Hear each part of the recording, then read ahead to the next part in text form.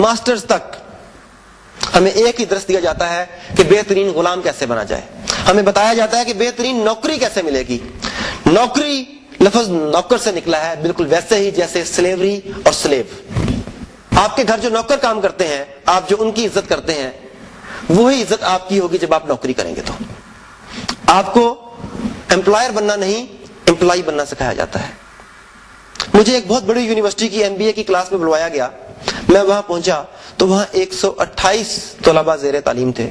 میں نے ان سے پوچھا آپ کیا کر رہے ہیں؟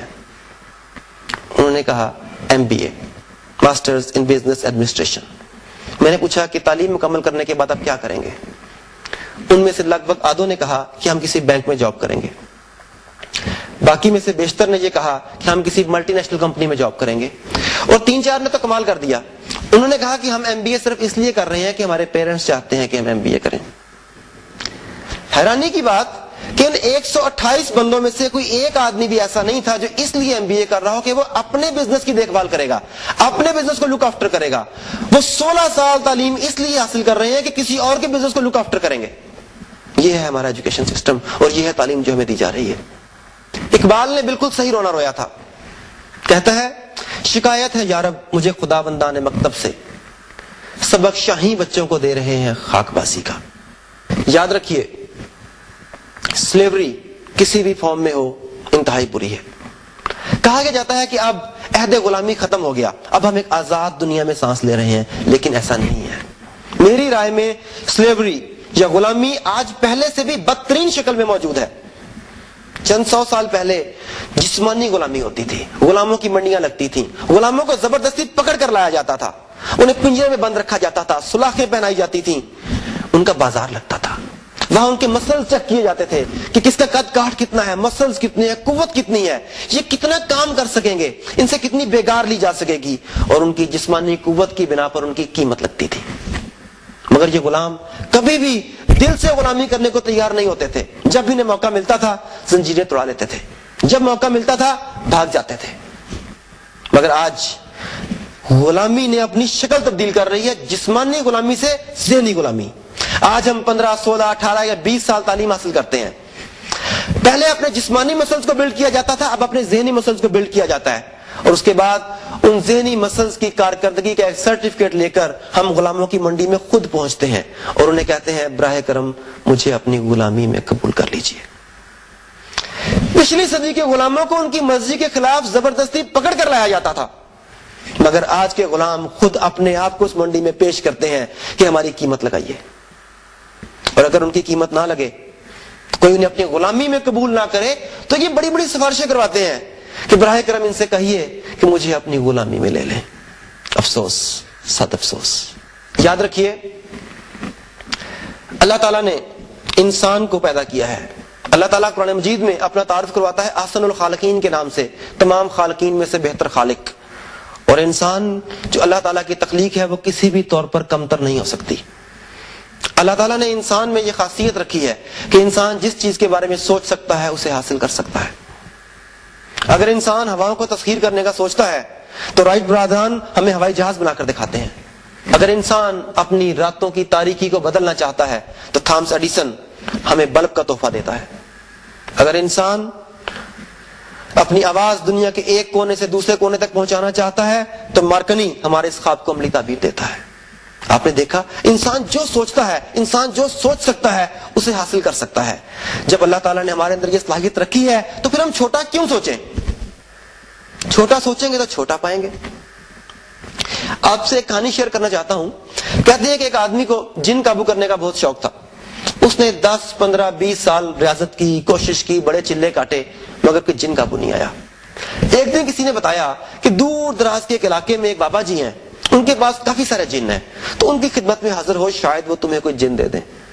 وہ ان کے پاس پہنچا اور ان سے کہا کہ بابا جی میں نے اپنی زندگی کا طویل حصہ جنوں کو قابو کرنے کے چلوں میں ضائع کر دیا، مجھے کوئی کامیابی نہیں ہوئی.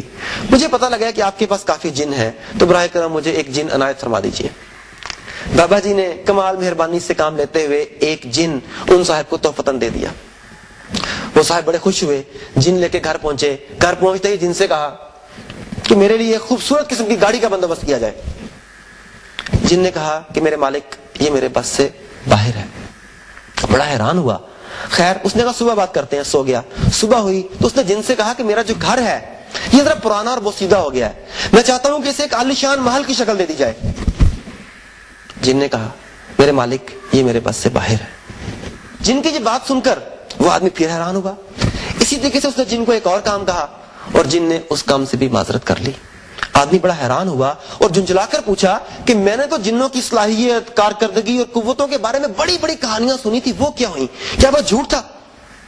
جن نے کہا میرے آقا آپ نے جو سنا وہ بالکل ٹھیک تھا, لیکن اس سے پہلے میں جس مالک کے پاس تھا اس نے مجھے چھوٹا بنا کر رکھا تھا. وہ مجھے کہتا تھا چھوٹے چائے لے آؤ, چھوٹے پان لے آؤ, چھوٹے میری ٹانگیں دبا دو, چھوٹے میرے سر پہ تیل لگا دو. اس نے مجھے چھوٹے چھوٹے کام کرا کر چھوٹا بنا کر رکھا. اس کے نتیجے میں میری صلاحیتوں کو زنگ لگ گیا اور اب میں کسی بڑے کام کے قابل نہیں رہا. تو اس نے کہا کہ اے میرے مالک, اور میں آپ سے کہہ رہا ہوں کہ اے میرے دوستو, اپنے آپ کو اور اپنے اندر چھپے ہوئے جن کو پہچانے, ورنہ ساری زندگی چھوٹا بن کر زندگی بسر کرنی پڑے گی.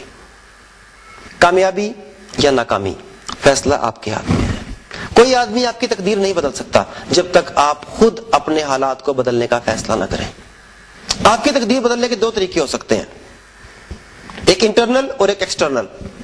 اس کی مثال دینے کے لیے میں آخر میں ایک چھوٹی سی کہانی اور سنانا چاہوں گا جس سے آپ کو بآسانی اندازہ ہو جائے گا کہ آپ کو اپنی شناخت کو پانے کے لیے کیا کرنا ہے. کہتے ہیں کہ ایک ٹرینر کسی گاؤں سے گزر رہے تھے, ان کی گاڑی خراب ہو گئی. انہوں نے گاڑی وہاں کھڑی کی اور مدد کے لیے ادھر ادھر دیکھا. تو مدد کے لیے دیکھتے دیکھتے ان کی نظر ایک بابا جی پر پڑی جو وہاں بیٹھے حقہ پی رہے تھے اور ان کے پاس بے شمار مرغی کے بچے کھیل رہے تھے. اور حیرانی کی بات یہ کہ ان مرغی کے بچوں میں ایک باز کا بچہ کھیل رہا تھا. وہ صاحب بڑے حیران ہوئے, اپنی پریشانی بھول گئے, گاڑی کا غم بھول گئے اور سیدھے بابا جی کے پاس پہنچ گئے. بابا جی سے حیران ہو کر پوچھا, بابا جی آپ نے یہ خلاف فطرت کام کیسے کر دیا کہ یہ باز کا بچہ مرغی کے بچوں کے ساتھ کیسے کھیل رہا ہے؟ بابا جی مسکرائے. انہوں نے کہا ایسی کوئی بات نہیں, یہ مرغی کے بچے ایک دن کے تھے. میں ایک پہاڑ کے نیچے سے گزر رہا تھا, وہاں مجھے یہ باز کا بچہ پڑا ہوا ملا, یہ بھی ایک دن کا تھا. میں نے اسے اٹھایا, ترس کھایا اور اسے بھی لا کر مرغی کے بچوں کے ساتھ رکھ دیا. جب اس کی آنکھ کھلی تو اس نے اپنے آس پاس مرغی اور مرغی کے بچے دیکھے. اس نے سمجھا کہ یہی میری ماں باپ ہیں اور یہی میرے بہن بھائی ہیں. تو انسان اپنے انوائرمنٹ سے, اپنے آس پاس سے, اپنی فیملی سے بہت کچھ سیکھتا ہے. جب اس نے دیکھا کہ مرغی اور دیگر چوزے زمین سے دانہ دن کا اٹھا کر کھا رہے ہیں تو اس نے بھی زمین سے اٹھا کر کھانا شروع کر دیا. چونکہ اسے پتا ہی نہیں تھا کہ اس کے پاس طاقت پرواز ہے, اس نے کبھی پرواز کی کوشش ہی نہیں کی. اتنی سی بات ہے. اور ٹرینر بڑے حیران ہوئے. انہوں نے کہا بابا جی اگر آپ مہربانی کریں تو یہ پرندہ مجھے تحفتاً دے دیں, میں اس پر کام کروں گا, اس پر ریسرچ کروں گا, اسے اس کی شناخت دوں گا. بابا جی نے وہ پرندہ اسے گفٹ کر دیا. وہ صاحب اس پرندے کو لے کر شہر آ گئے. انہوں نے اسے 1 مہینہ اس کے اوپر کام کیا. اسے بتایا کہ اے باز تو مرغی کا بچہ نہیں ہے, باز کا بچہ ہے, اپنے آپ کو پہچان. اسے سمجھ نہیں آئی. اردو, انگریزی, پنجابی, سرائکی جو زبانیں آتی تھی سب استعمال کر لیں مگر کوئی فائدہ نہیں ہوا. 1 ماہ کے بعد وہ صاحب تنگ آ گئے. انہوں نے اس باز کے بچے کو اٹھایا اور علاقے کے سب سے اونچے پہاڑ پر لے گئے. وہاں جا کر انہوں نے اسے ہاتھ میں تھاما اور اسے کہا کہ اے باز آج تجھے میں آخری دفعہ سمجھا رہا ہوں, تو مرغی کا بچہ نہیں ہے, باز کا بچہ ہے. تیرا مقام زمین کی پستیاں نہیں آسمان کی بلندیاں ہیں. اور یاد رکھ باز کا بچہ ہوتے ہوئے مرغی کے بچے کی زندگی بسر کرنا ذلت کی زندگی ہے, اور ذلت کی زندگی سے موت بہتر ہے. آج یا اپنے آپ کو پہچان یا موت کو قبول کر لے. انہوں نے یہ کہا اور اس باز کے بچے کو پہاڑ سے نیچے دھکا دے دیا. لیکن اس بچے نے پرورش تو مرغی کے بچوں میں پائی تھی نا. اس نے خوف سے آنکھیں بند کر لی اور گردن سکیڑ لی. لیکن 5, 7, 8, 10 فٹ جب گزرے اس نے ڈر کر ایک آنکھ کھولی کہ زمین کتنی دور ہے, تو زمین بہت دور تھی. اگر آپ کو بھی دریا میں پھینک دیا جائے اور آپ کو تیرنا نہ آتا ہو تو پھر بھی ڈوبنے سے بچنے کے لیے ہاتھ پیر تو ماریں گے. بالکل اسی طرح باز کے بچے نے بھی جب دیکھا کہ زمین بہت دور ہے تو اس نے گھبرا کر اپنے پر مارنے کی کوشش کی. اس کا نتیجہ یہ ہوا کہ اس کے پر کھل گئے. آہستہ آہستہ وہ سٹیبل ہو گیا. پھر اس نے پرواز کرنی شروع کر دی. اور آہستہ آہستہ وہ شخص, وہ ٹرینر جس نے اسے پہاڑ سے دھکا دیا تھا, وہ اس سے بھی زیادہ بلندی پر چلا گیا اور اس سے بھی زیادہ بلندی پہ پرواز کرنی شروع کر دی. نیچے سے اس ٹرینر نے اسے آواز دی. اسے کہا کہ اے شاہین, میں نے تجھے کچھ نہیں دیا, میں نے صرف تجھے تیری شناخت دیا جو تو بھول گیا تھا, اور یہی شناخت آج میں آپ کو دینا چاہتا ہوں. اپنے آپ کو پہچانیے اس سے پہلے کہ آپ کو پہاڑ سے دھکا دیا جائے. Thank you very much.